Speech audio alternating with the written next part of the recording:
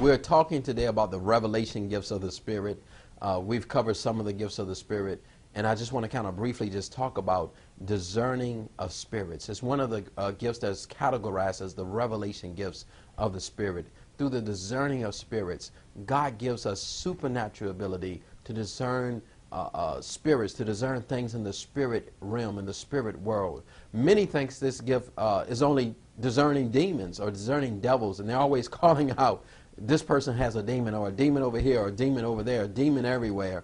And that's not what the gift is. It's discerning of spirits. And I want to talk about the 4 different types of spirits that this gift covers. The first type of spirits that this gift covers is actually our demons and demon spirits. There are evil spirits that exist that oppress people, that afflict people, that are malicious spirits, that cause sickness, that cause disease. I remember praying for people, and I would pray for their healing, and many times God would show me there's a demon spirit behind the sickness, and you have to address the spirit and call it out.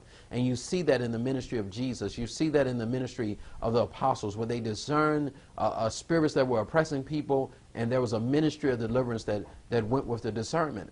And God gives us this discernment to see the evil spirits that's behind the motives of people many times. Because a lot of times people may be pretending to speak as if they're from God, and they may be from the enemy. If you look in Acts, you'll see there's an instance where there's a damsel, and she's following Paul and his ministry, and she's saying, behold, these men are servants of the Most High God. And she followed them for days. And it says that Paul, at some point, I believe God gave him discerning of spirits, and he saw that she wasn't just any damsel. She wasn't a believer, that she actually had a spirit of divination, that she had a psychic spirit. And it says that she brought her owners much gain through her demonic powers. She was a psychic, a fortune teller. And Paul called the spirit out, and she lost her powers. And that's one example of discerning of spirits, where someone discerned a demonic presence, and God used them to bring deliverance. Another area where discerning of spirit works is discerning human spirits. So many times as ministers of the gospel, we have to deal with people, and we have to see their heart condition or their character, so we can help them with character growth. When Jesus in the book of John first met Nathanael, he said, I already saw you under the fig tree, and behold, you are a man of no guile. He saw into Nathanael's character that he was a person of integrity. He was a person that was straightforward. He was a person that, had a certain characteristic about him. And Nathanael was blown away because he had never met Jesus before. And that was an example of discerning into the spirit of an actual person. Another example of discerning of spirits is discerning angelic hosts and angelic activity. There was a time where the prophet Elisha was under siege by the Syrians.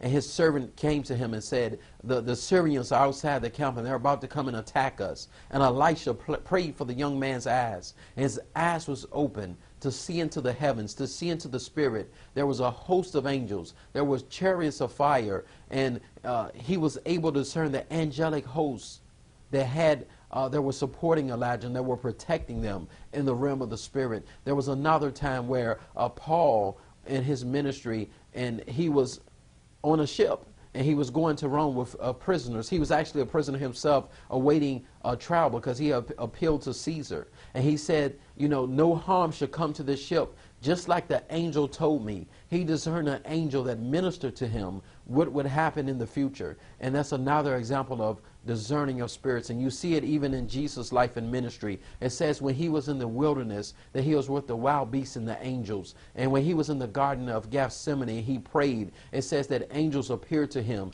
and strengthened him. And he was able to discern their presence and their voice and their purpose for showing up to him. So those are 3 of the categories that discerning of spirits work. The 4th one is the move of the Holy Spirit. God will allow a person to discern how his spirit is operating, how his spirit is manifesting. So if there's a prophecy, if there's a tongue, if there's a manifestation of the spirit, we can be in tune to know that it's the Holy Spirit. We can know how the Holy Spirit's operating so that we can flow with him. There was one time where Paul was ministering. He looked out into an audience, and he saw that a man had faith. He saw that a man had reached out with faith to the Holy Spirit, and the Holy Spirit was hovering above him, ready to meet his needs. And he just yelled out, arise and walk. And the man arose and walked. And through discerning of spirits and the gift of faith, the man his legs were supernaturally healed. But this is a very powerful gift. is needed, especially where people are in bondage, people are oppressed, and discernment is needed so much in the church because you have so many doctrines and so many teachings and so many false prophets and teachers and things that will present themselves even as the apostles and Jesus promised. And I pray that God will raise you up and teach you how to flow and operate in this powerful gift.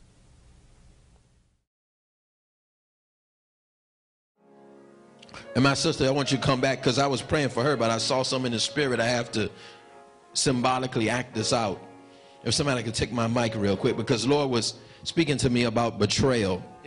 If you could take this. And I'm